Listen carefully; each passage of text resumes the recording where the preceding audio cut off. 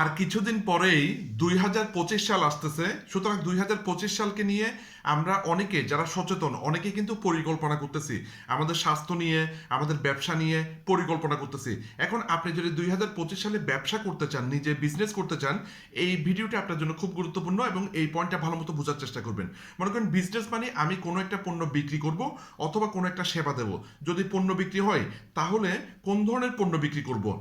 যদি আপনি 1 কোটি টাকা 2025 সালে 1 কোটি টাকার পরিকল্পনা করেন, তাহলে 1 টাকা লাভের যদি পণ্য বিক্রি করেন, মানে যে পণ্য বিক্রি করে আপনার 1 টাকা লাভ হবে, এই ধরনের পণ্য বিক্রি করলে 1 কোটি মানুষের কাছে বিক্রি করতে হবে।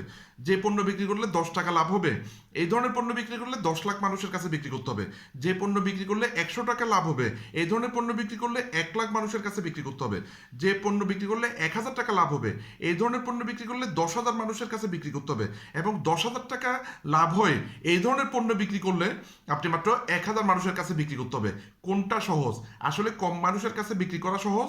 সুতরাং আমি যে পণ্যগুলো নিয়ে কাজ করতেছি এখানে 10,000 টাকা লাভ করা যায় সেভাবে কাজ করতেছি, যাতে মাত্র এই বছর 2025 সালে 1,000 মানুষের কাছে আমি সেই পণ্যটা প্রমোট করব, সেই পণ্যটা বিক্রি করব, যে কারণে আমার 1 কোটি টাকা লাভ হবে। সুতরাং 2025 সালে একটা বিশাল সম্ভাবনা আমি তৈরি করতেছি। তো এই ধরনের কোনো বিস্তারিত পরামর্শ পেতে 01812 370 556 এই নাম্বারে যোগাযোগ করতে পারবেন।